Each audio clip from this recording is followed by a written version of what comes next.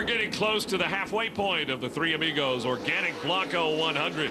Mike Hogwood here along with Phil Parsons, Jim Trado down on the pit lane, and we have taken the green once again. And look at Ty Dillon take the nose out over David Mayhew, and it's Dillon again leading the race. Andrew Ranger, that waste management number 35, holds down the third spot. You know, I'm impressed with how Andrew Ranger, who was strictly a road course guy, has really started to adapt to these oval tracks. He really has. Now, we know, we documented the success he had on the road courses, but he's been really, really good on the ovals. Luis Martinez slow on the high side of the racetrack in 3 and 4. Tough break for the youngster, Luis Martinez Jr. Looks like he had a flat tire. No caution came out, still under green. Boy, Martinez, though, wanted so badly to run well here today. Ty Dillon opens up a 4-5 car length lead over Mayhew. Mayhew gets in the corner a little bit harder. Ty able to get on that throttle a little bit quicker, but Mayhew's gaining ground. You know what I think's interesting about Ty Dillon is you talk to Richard Childress, and he thought that he would start both Ty and Austin racing on dirt tracks before they went to the paved oval.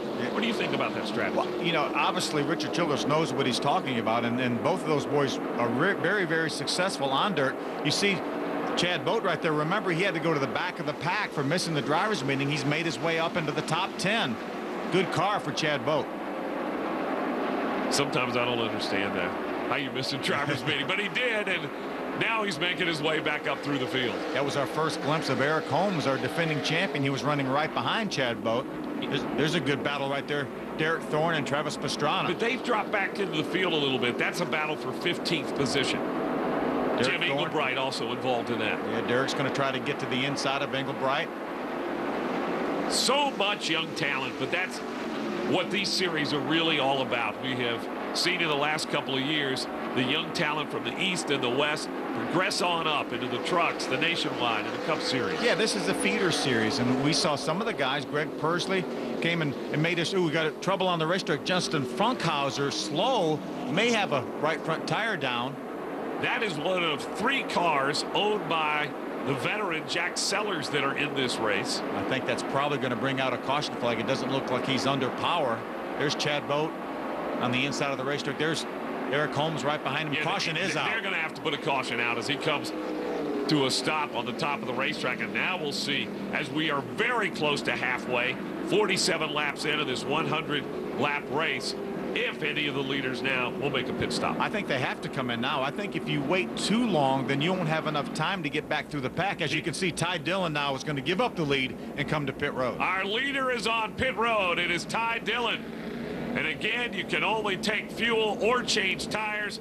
They go and they're going to put 2 on. You're only allowed 2 tires in this race. So it's done for Dillon with tires, but his tires are going to be fresher than a number of the other guys who stopped early. More on this pit stop and more on the pit strategy when we come back to Phoenix.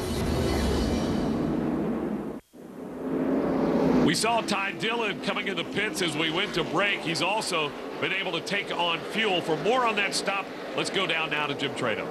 An update for you on Ty Dillon, the number 31 machine, finally coming down pit road to get right side tires and then fuel the next time around, giving up the lead. I talked to crew chief Steve Portengay, who's with his teammate in Golden Gate Racing, the 21 car Michael Self. They thought they would do different strategies. Dillon on a 1-stop strategy, the 21.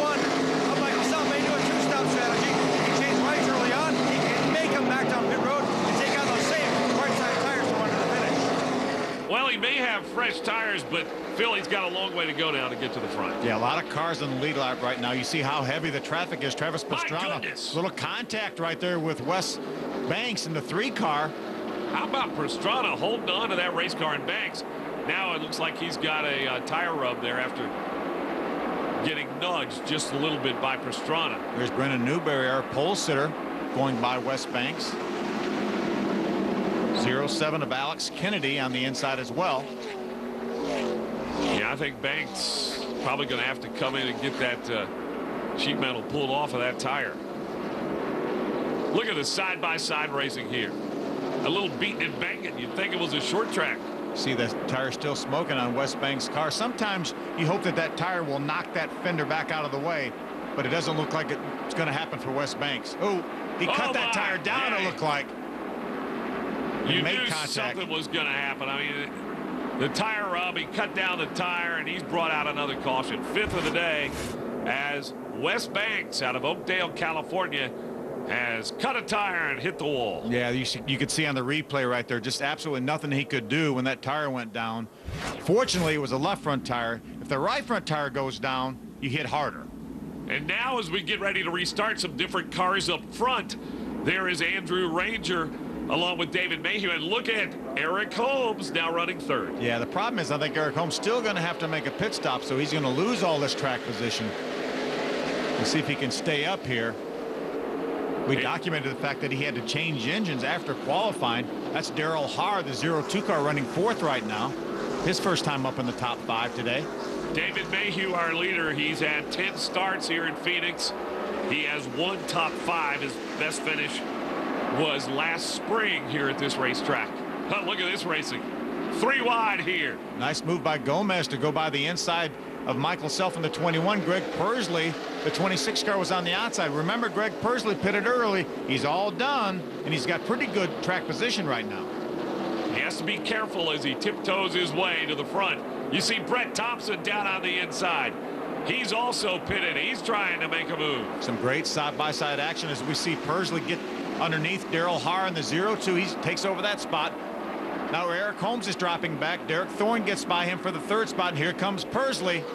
I think Eric Holmes is in desperate need of some tires. Yeah, I do too. And I'm not sure he's going to have enough time to make them work. He'll lose all his track position. You see Greg Pursley jump out in front of Eric Holmes. Greg Pursley has made his way back up into the top 5 now. He is on a roll. How about that lead that David Mayhew has now?